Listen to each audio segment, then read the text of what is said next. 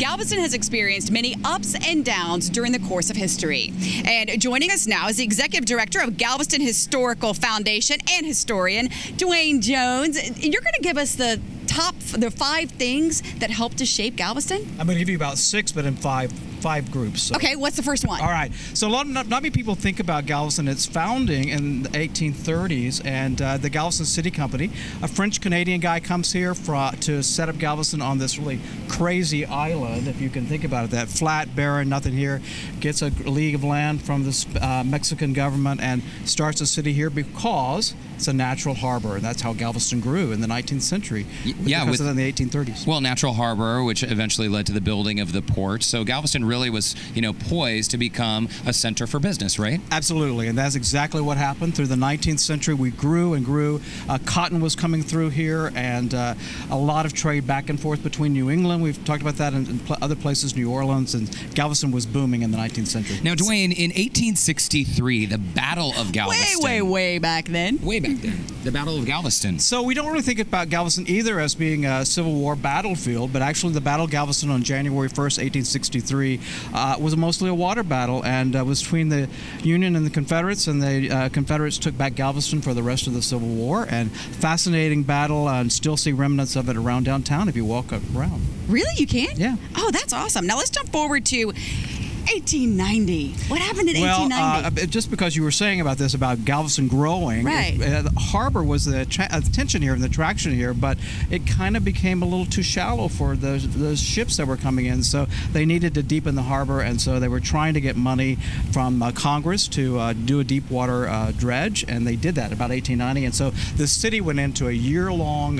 celebration called the Deepwater Jubilee, and they went crazy, and they had parades, and they had Benjamin Harrison, who was president, came to town, and the city was excited about its growth now because now it's going to take off and be this even bigger city than what it had been in the 19th century. Didn't that really make Galveston like the most cosmopolitan city west of the Mississippi? Absolutely. We were a cultural center, we were a financial center, we were all kinds of things that were happening here, and it was really the gateway to the west in Texas. It was really an amazing place. And some people, before I started learning about the history of Galveston, some people, I understand, were likening it to New York City. There has been some very similar in terms of its land and the various other things that were going on here, and there was again a lot of trading back and forth, and the financial center and the growth of the West was really happening from Galveston. Now in 1900, many of you probably have heard about the Great Storm that practically wiped Galveston off the map. You can't tell the story of Galveston without the 1900 storm. On September 8th, when the storm came across the island, the city was not prepared.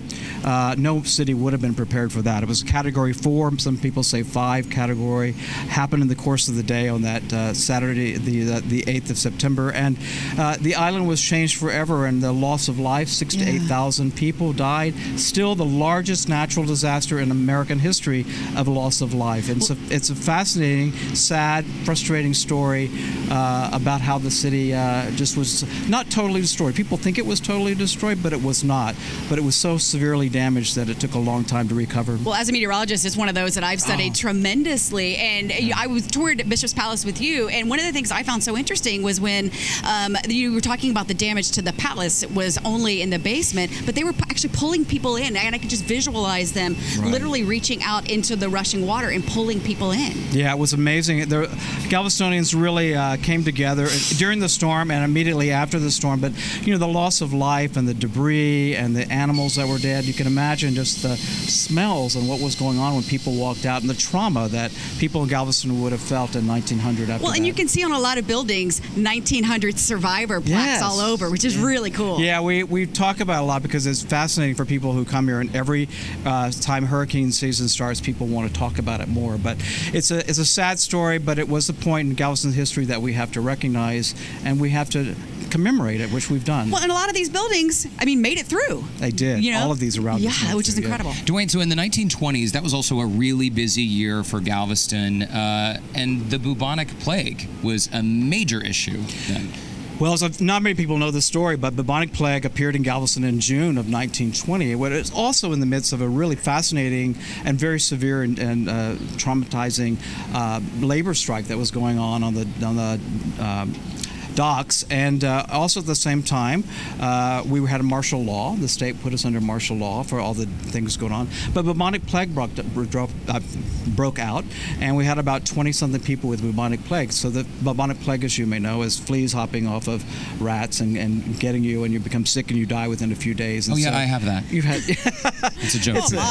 It's a very serious disease, and you don't live. But a few people did, and it's a fascinating story. But at the same time, it's interesting that we were promoting the bathing beauty contest that summer in 1920. So the summer of 1920 was this really tumultuous time for the city that people don't think about, and all these things were going on at the same time. Well, as you mentioned, the plaques are on so many of these buildings as survivors of that storm. And guys, if you are down in Galveston, I really encourage you to just look around, because history is so interesting. The city is so rich with history. If people are going to come down, what's the one must not miss location for them? Well, I'm always going to promote Bishop's Palace because it's the height of the Gilded Age for Galveston in 1892 when it was completed. It's really one of the best and most widely respected Victorian houses in the country, and it's stunning. I think it's really a stunning place. It really is. Well, Dwayne, thank you so much for stopping by today. And guys, if you want to plan your trip or plan your historical map out for your visit, you can visit galvestonhistory.org. And coming up after the break, guys, we're going to travel back in time, continuing to do that as we step aboard a historic ship, exploring the 1877 tall ship Alyssa at the Texas Seaport Museum. Coming up next.